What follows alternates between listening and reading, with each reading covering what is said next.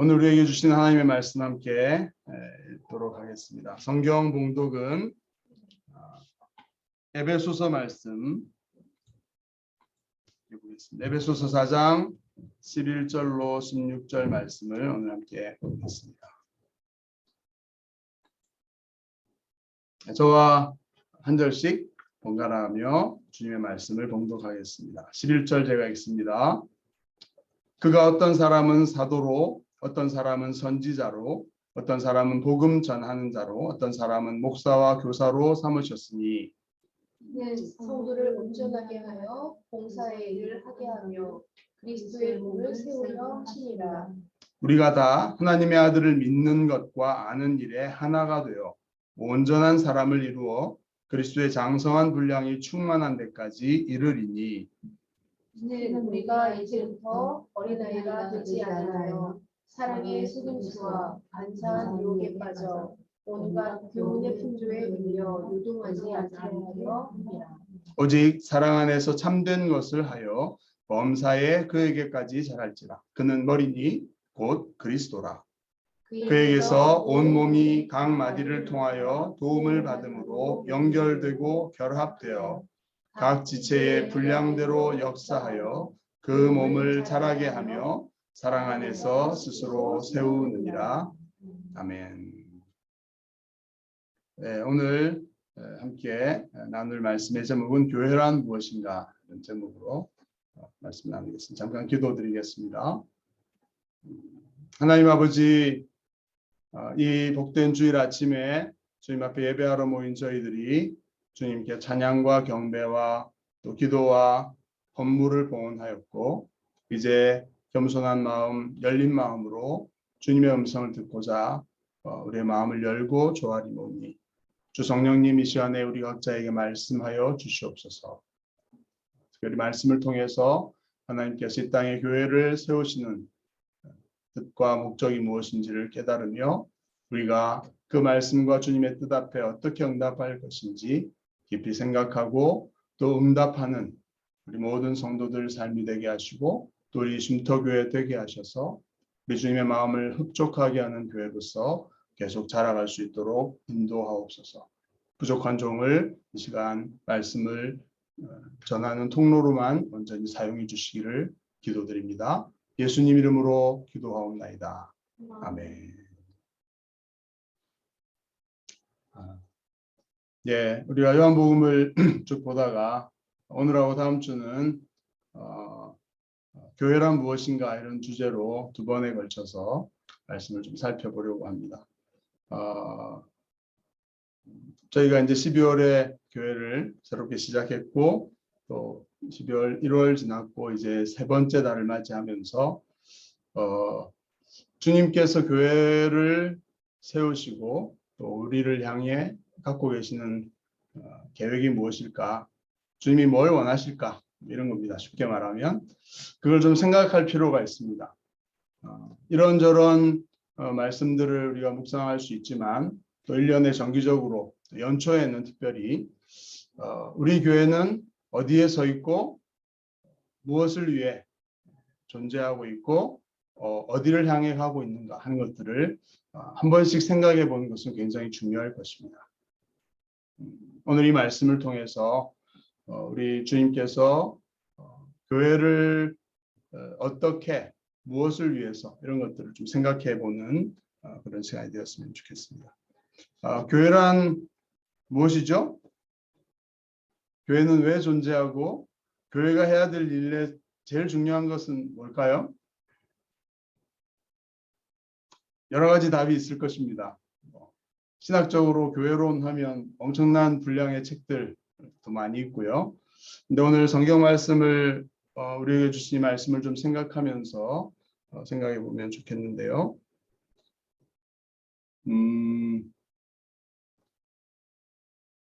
오늘 본문을 일단 간단히 보겠습니다.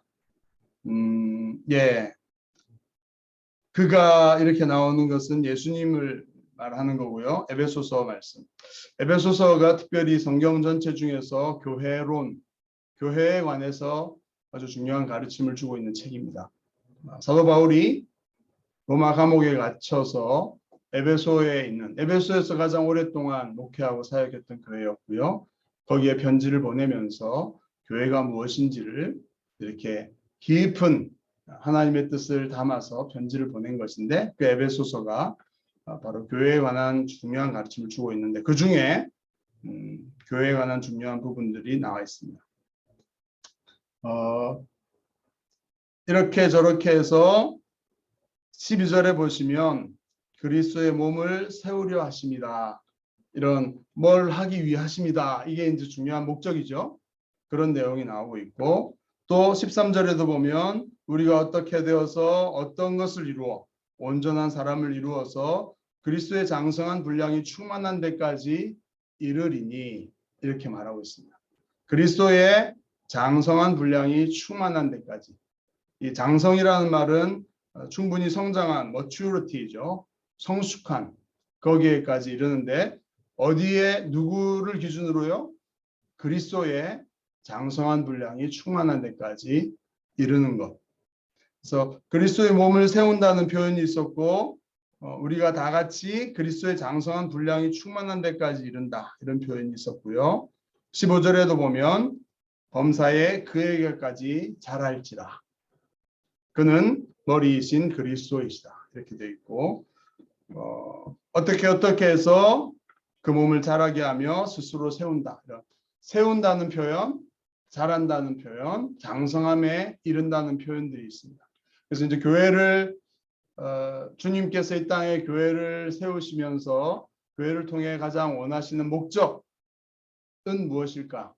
교회란 무엇일까에 대한 정답을 먼저 제가 얘기하고 시작하는 것이죠.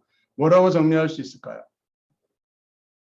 교회는 머리이신 그리스도에게까지 성장하는, 자라가는 그 목적을 위해 이 땅에 두신 것이다. 이렇게 말할 수 있겠죠. 성장이라는 것을 우리가 얘기하면 교회 성장 이렇게 하면 양적인 성장을 많이 얘기하죠. 근데 오늘 본문은 양적으로 많은 사람을 전도하고 숫자가 많아져야 된다 그런 겁니까? 아니죠. 이미 숫자가 얼마가 되든지 간에 교회 안에 와 있는 우리들이 교회의 머리이신 분 그리스도 머리이신 주님에게까지 자라가야 된다. 성장이란 말은 성숙이라는 말, 아까 장성함 이런 것으로 표현되었죠. 머리이신 주님에게까지 우리가 자라가기 위해서 주님은 우리를 교회로 불러주셨다. 이렇게 말할 수 있습니다. 우리가 예수님에게까지 성장한다. 예수님에게까지 예수님처럼 성숙한다. 예수님을 닮아간다. 그런 것인데 그러면 좋을까요? 예수님처럼 되면 좋겠습니까? 그러면 예수님 머리이신 그리스도가 어떤 분이시라고 생각하세요? 우리가 예수님을 알아가고 예수님을 닮아가는 거 참 좋은 일일까요? 아니면 두렵고 부담스러운 일일까요? 예수님처럼 살아라 이러면 부담스럽지 않을까요? 너무 좋습니까? 예수님처럼 내가 변화되고 예수님처럼 성장하고 닮아간다면 좋은 일입니다. 그렇죠? 근데 이제 문제가 좀 있는 거죠. 우리 마음에 예수님처럼 살아가는 것이 세상이 너무 악하기 때문에 예수님도 악한 세상에서 의롭고 진리를 얘기하시고 사랑으로 사람들을 대하시고 정말 이렇게 싸우자고 달려드는 사람들과 싸우지 않으시고 그들을 용서하시고 뭐 이런 것들이 있었다면 우리도 그렇게 산다는 것은 좀 주저되는 일이긴 하죠. 나도 화날 때 한번 욕도 하고 한바탕 이렇게 하고 싶은데 예수 믿는 사람 예수님은 그렇게 하지 않으셨다 이렇게 하면 손해보는 것 같은 그런 마음들이 있죠. 다시 말하면 그것이 정말 가치 있는 것인가? 내가 예수님처럼 성숙하고 예수님을 닮아가고 예수님처럼 이 땅에서 살아가는 것이 얼마나 복되고 가치 있는 것인가? 그것에 대한 확신이 필요한 것이죠.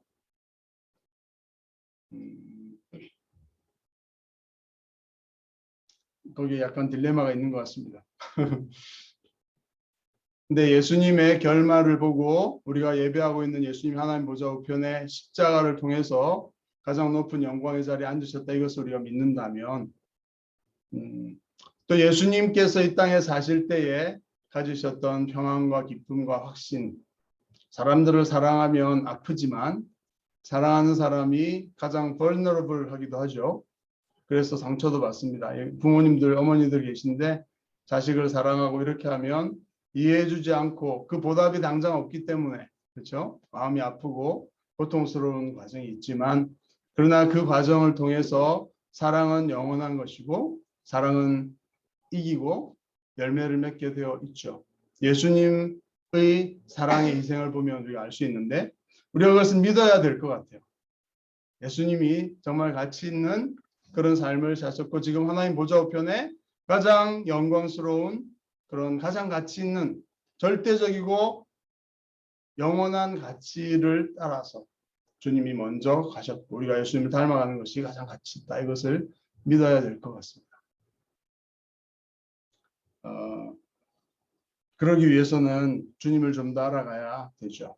여기 13절에 보면 하나님의 아들을 믿는 것과 아는 일에 하나가 되어서 함께 온전한 사람을 이루어 그리스도의 장성한 분량이 충만한 데까지 이르러야 된다. 이르러야 될 것인데 이렇게 말하고 있습니다. 우리가 그렇게 그러기 위해서 뭐 다 알고 있는 말씀이겠죠. 예수님을 알아가고 예수님을 닮아가야 된다는 걸 알고 있는데 우리가 그렇게 하지 못하는 이유는 무엇일까? 이런 것들을 생각해 보는 거죠.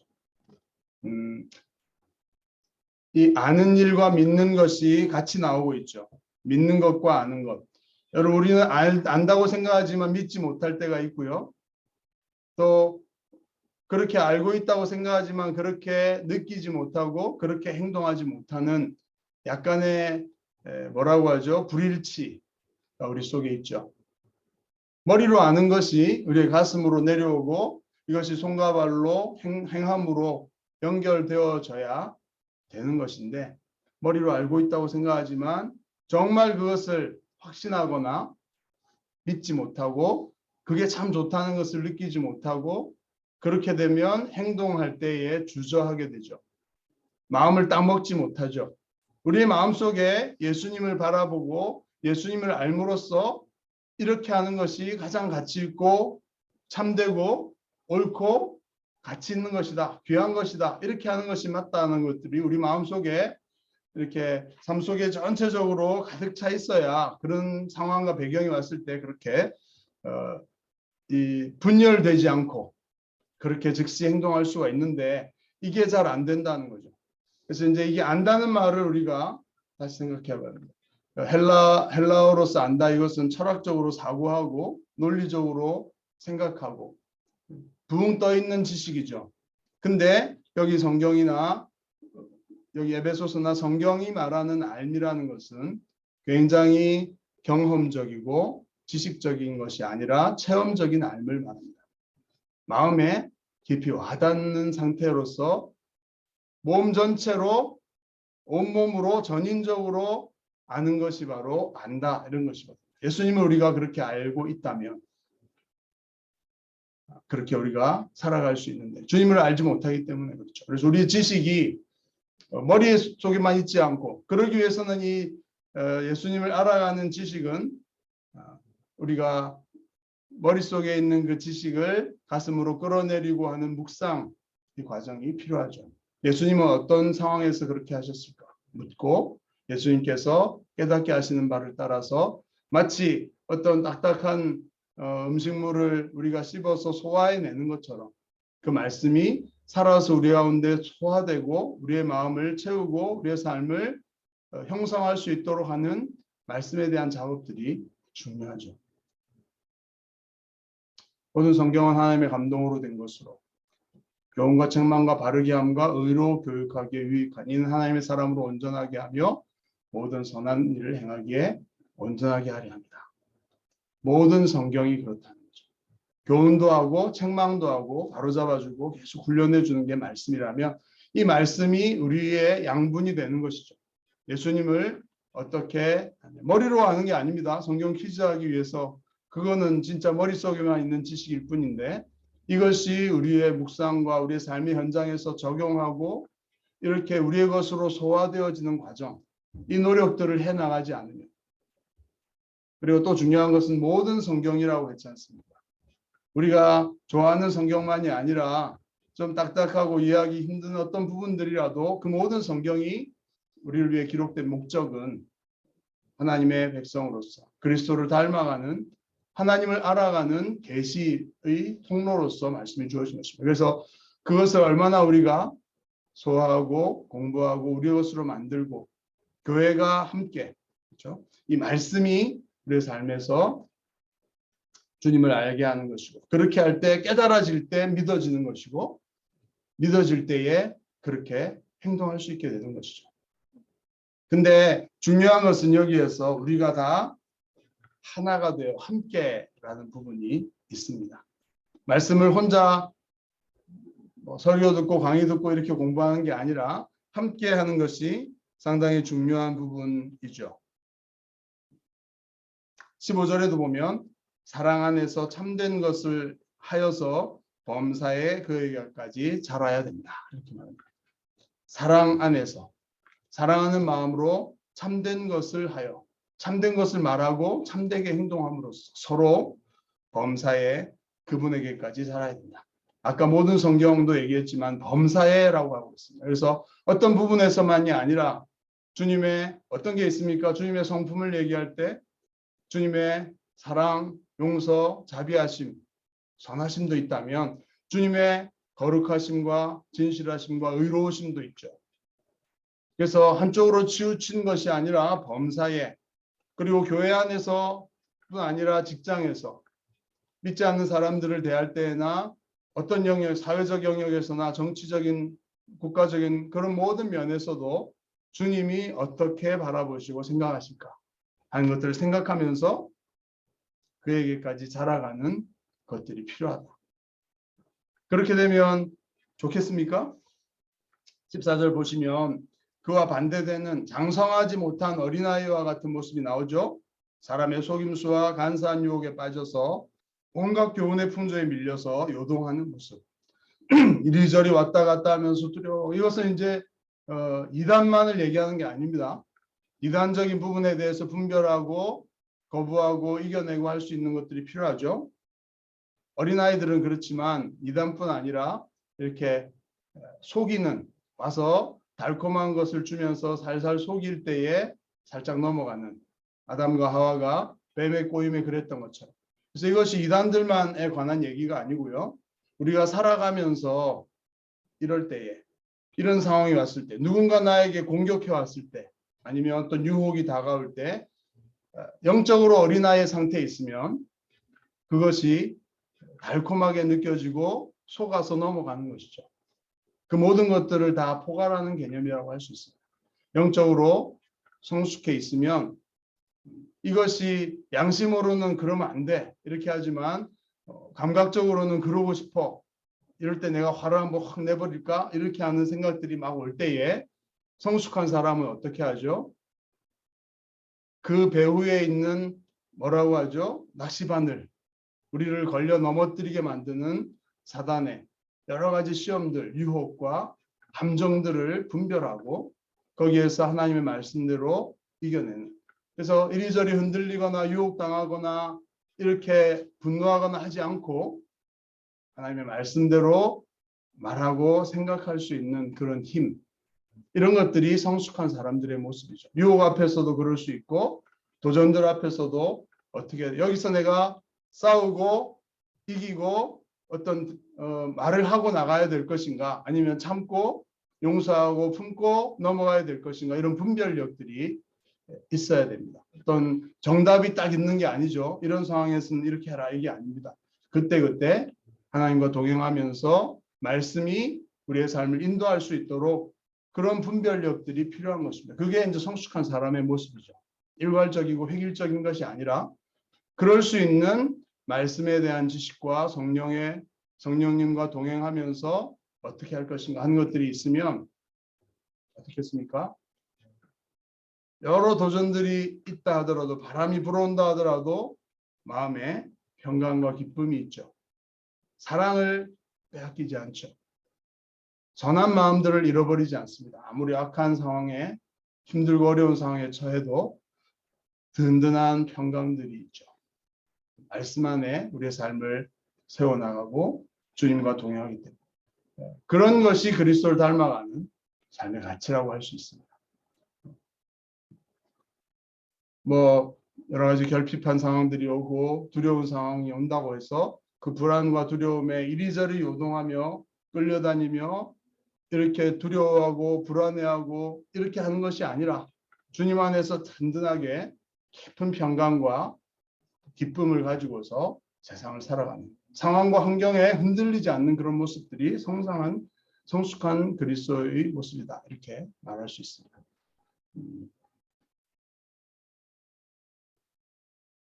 그렇게 하기 위해서는 개인이 아니고 우리가 공동체로 함께, 교회로서 함께하는 것이다라는 것이 나타나 있죠. 16절에 보면 더 분명하게 나타나 있습니다. 그에게서, 그는 머리이신 그리스도이시고요, 온몸이 각 마디를 통해 도움을 받음으로 연결되고 결합해서 각 지체의 분량대로 역사해서 그 몸을 자라게 합니다. 이 몸을 자라게 하는 방식이 여기 나와 있죠. 각 지체가 자기의 분량대로 역사해서 자라는 것이다.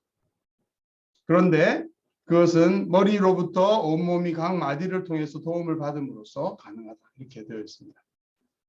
옛날에 이 신약 성경을 기록할 그때의 의학은 머리가 각 마디를 통해서 온몸을 다 공급해주고 지탱한다, 이렇게 생각했고, 사실 오늘날 신경이나 이런 모든 면에서는 맞죠. 근데 이제 그렇게 생각했기 때문에 머리이신 그리스도로부터 각 마디가 연결되고 각 지체가 분량대로 역사해서 온몸이 자라게 된다, 이렇게 말하고 있습니다. 그래서 교회에서 이것을 생각해 보면 이런 모델을 말할 수 있습니다. 우리 교회는 어떤가? 어떤 모델이 좋을까? 이렇게 생각할 수 있죠. 한 가지는 신생아실 모델, 이런 게 있습니다. 신생아로 태어난 아이들이 다 누워있죠. 여러분 신생아실 경험해 보셨습니까? 갓난 아이들이 다 누워있고 간호사들이 이렇게 젖병을 물려주고 뭐 이런 식으로 키우는 모습이 신생아 모습이라면, 또 다른 교회의 모습은 대가족 제도라고 할 수 있죠. 옛날에 우리 어머님도 그러셨을지 모르겠지만 자녀들을 많이 낳잖아요. 한 5명, 10명 이렇게 나오면 제일 큰 언니가 동생을 업어서 기르고, 큰형이 또 집안일을, 부모님을 도와서 일을 하고, 동생들을 돌보고, 이렇게 함으로써 이모와 삼촌이 또 조카들을 돌아보고 적절하게 상담도 해주고, 엄마 아빠에게 말할 수 없는 그런 얘기들을 또 형이나, 그렇죠? 이렇게 말을 함으로써 이렇게 세워져가는, 서로 도와주고 서로를 세워져가는 그런 모습들이 있겠습니다. 교회로 비유하자면 그런 것이죠. 교회의 어떤 목사님만이 말씀을 아니까 모든 사람들에게 말씀을 이렇게 상담해주고 가르치고, 이게 아니라 교회 안에 성숙한 사람들이 있는 것이죠.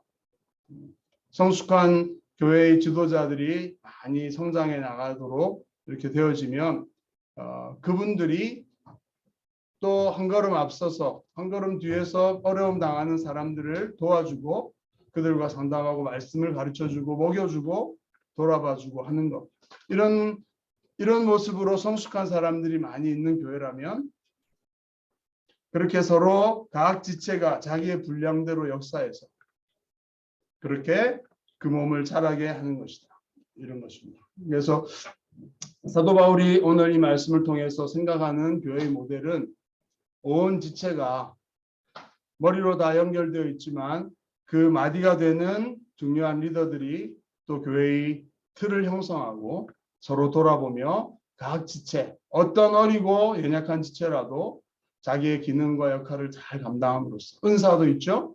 꼭 필요한 은사들입니다. 그래서 그것들이 잘 발휘됨으로써 교회가 균형 있게 성장하는 것이다.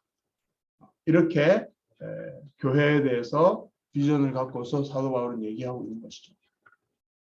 우리 교회는 어떨까요? 얼마 되지 않으니까 제가 다 돌아볼 수 있겠지만 앞으로 우리 교회에 하나님께서 보내줄 사람들이 더 있을 거라고 생각하는데 그럴 때에는 여러분들이 직접 필요에 따라서 복음도 전하고 또 씨름하고 있는 문제들에 대해서 경험과 또 말씀의 가르침을 가지고서 격려하고 세워주고 또 위에서 기도해주고 말씀을 가르칠 수 있는 그런 준비된 리더들이 성숙한 사람들이 많이 있는 교회라면 하나님께서 많은 사람들을 더 보내어 주실 것이라고 생각합니다. 사실은 이것은 큰 도전이죠. 말씀과 주님을 닮아가는 사람들이 계속 있는 가운데에서 또 새롭게 태어나는 성도가 있고 거기에서 자라고 있는 모습들이 있고 다양하게 성장하고 있는 그런 역동적인 모습들, 이것이 교회의 모습이다 라고 말할 수 있습니다. 어떤 교회는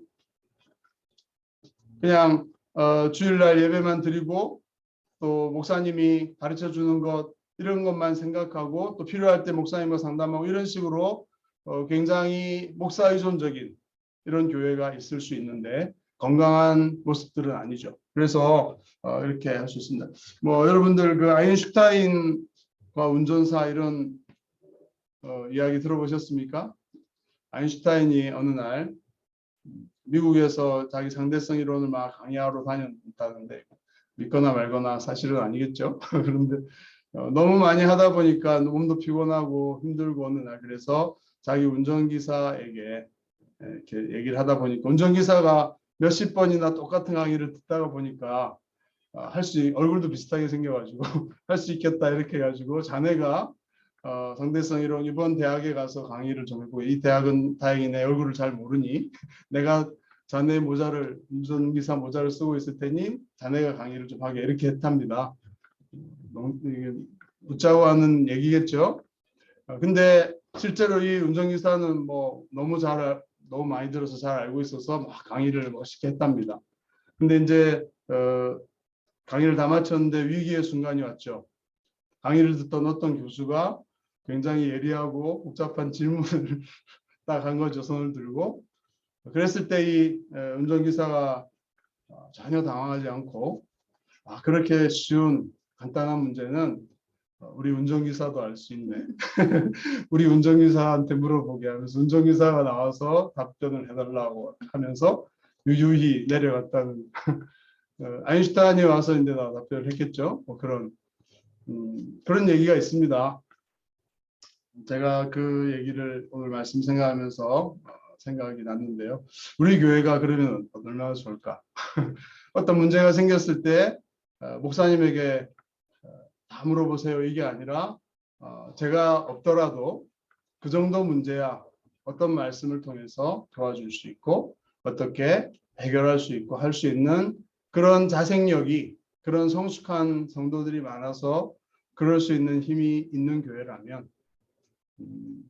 그리고 나중에 어려운 문제가 있을 때는 말씀의 전문가의 목사님에게 뭐 이렇게 할 수 있는 정도의 성숙함과 실력이 있는 교회라면 어떨까 그런 생각을 하는 거죠. 그래서 오늘 11절 12절로 다시 돌아가게 됩니다. 우리 뒷부분을 봤는데 교회는 무엇인가? 정답은 뭐였죠?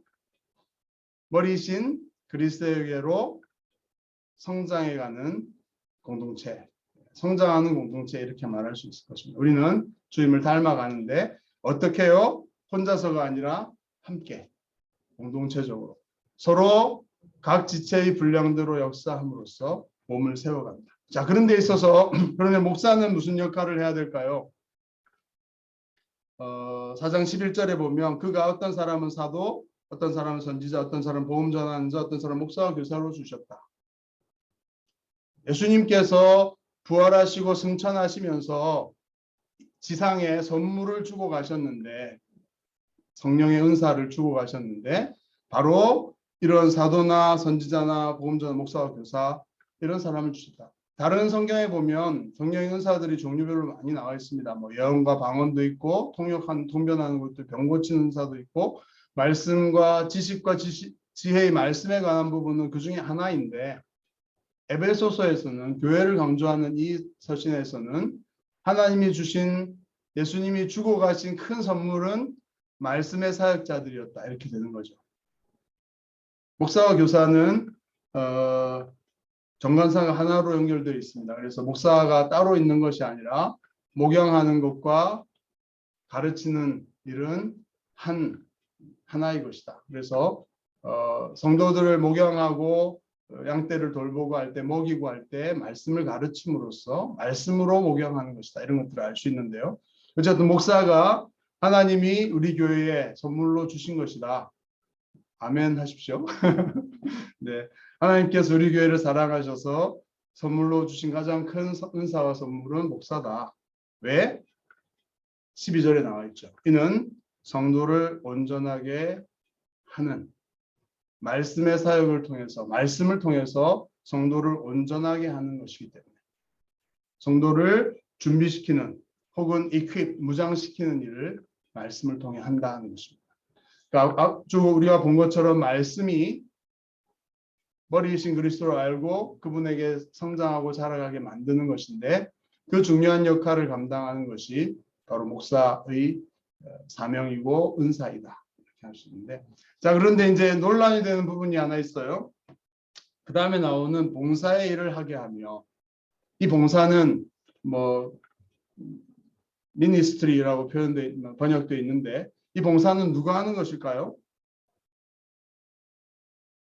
목사와 교사가, 이런 말씀의 사역자가 성도를 온전하게 하고, 봉사의 일을 하고, 그리스도의 몸을 세우는 것이다. 이렇게 이제 콤마를 찍으면 그 일을 하는 사람은 목사와 교사나 말씀 사역자들이죠. 그래서 봉사하는 사람도 목사나 교사나 이런 말씀 사역자들이 열심히 봉사하고, 그래서 그리스도의 몸을 세우는 것도 콤마가 되어 있으니까 목사와 교사, 목사의 역할이다. 이렇게 해석할 수 있는데, 그런 해석이 좀 주를 이루어 왔었습니다. 근데 본문을 자세히, 헬라어로 된 성경을 자세히 보니까 이렇게 돼 있죠. 영어는 어떻게 돼 있나요? To equip the saints for the work of ministry, 이렇게 돼 있는데, 이 미니스트리의 역할은 성도들이 하는 것이다.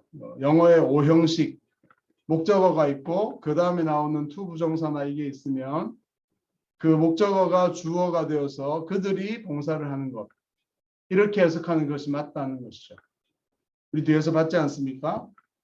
그리스도의 몸이 세워져 가고 교회가 성장하는, 성숙해가는 비결은 목사가 막 이렇게 일을 열심히 막 하는 게 아니라 성도들이 자기의 분량대로 역사하여서, 성숙한 성도들이 주님을 닮아가며 서로를 돌아보고 하나가 되어서 사랑 안에서 참되게 진리를 말하고 진리를 행동하는 것을 통해 몸을 스스로 세워간다. 이렇게 되어 있었죠. 그래서 목사는 그거를 할 수 있도록 성도들을 말씀으로 잘 준비시키고 무장시켜주면, 각 영역에서 일하는, 봉사 일을 하는 것은 성도님들 모두입니다. 모든 지체가 구석구석에서, 목사가 다 일을 할 수 없잖아요. 돌보기도 하고 음식도 장만하고 어떤 경우는 꾸짖기도 하고 용서하고 품어주기도 하고 격려해주기도 하고, 이런 일들이 보이지 않는, 목사가 다 볼 수 없는 그런 곳에서 성도들이 자기의 역할을 잘 감당함으로써, 그래서 결국 그리스도의 몸이 세워져 간다.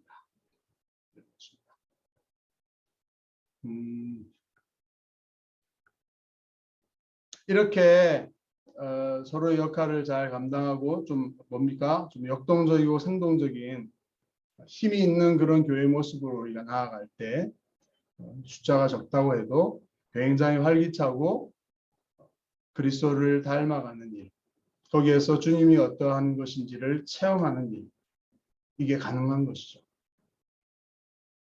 교회는 그렇게 주님이 어떠하심을, 교회의 머리이신 주님은 하늘에 계셔가지고 눈에 보이지도 않으시지만 눈에 보이는 주님의 몸이 교회이죠. 우리가 어떻게 살아가느냐를 따라서 보이는 세상 속에서 보이지 않는 머리이신 주님을 자랑하고 드러내는 그런 역할을 하는 것입니다. 숫자가 문제가 아니죠.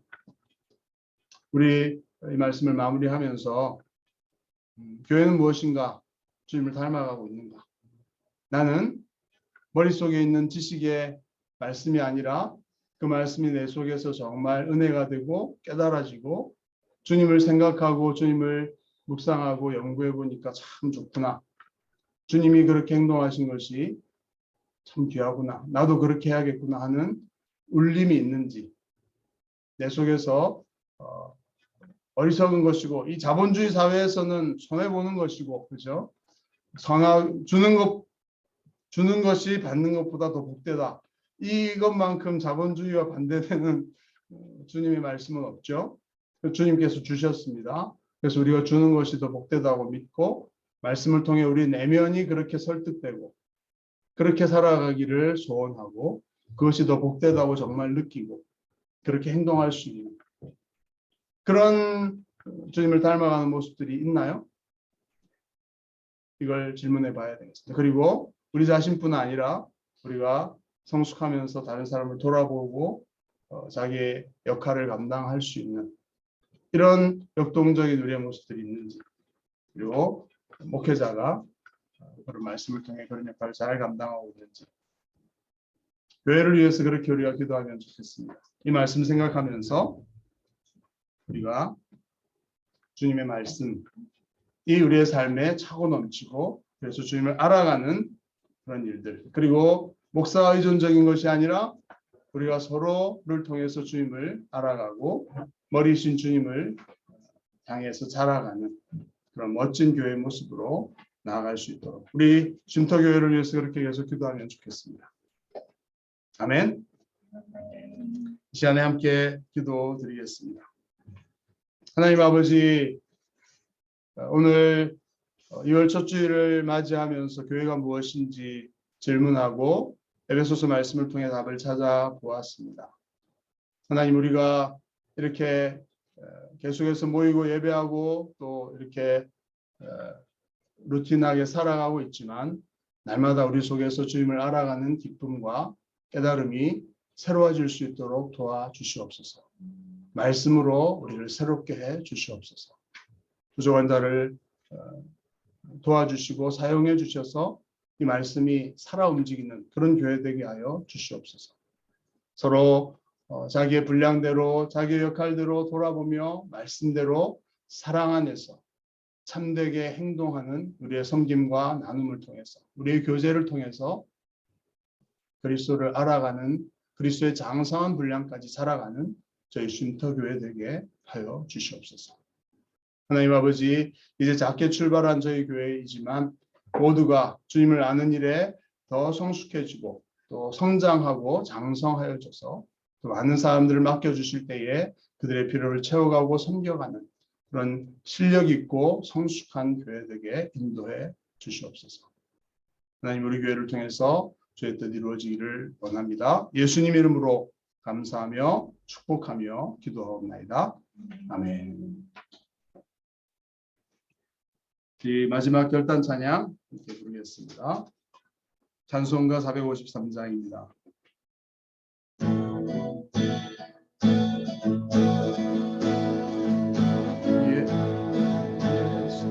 예수도 알기 원하네 크고 넓은 은혜와 계속해 주신 사랑을 간절히 알기 원하네 내 평생의 소원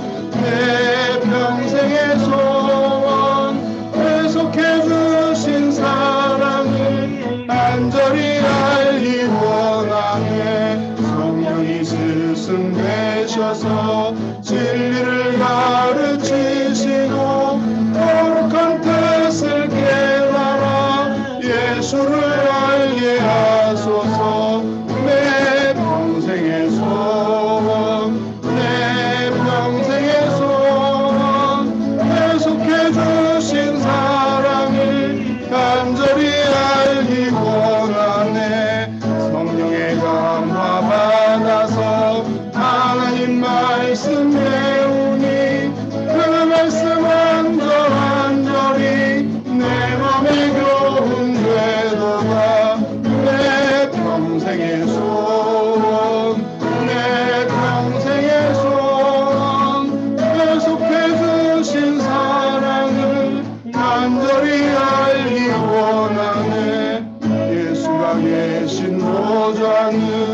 영광에 들려있도다. 영광의 왕이 오시니 그 나라 왕성하도다. 내 평생의 소원, 내 평생의 소원, 내 속해 두신 사랑을 간절히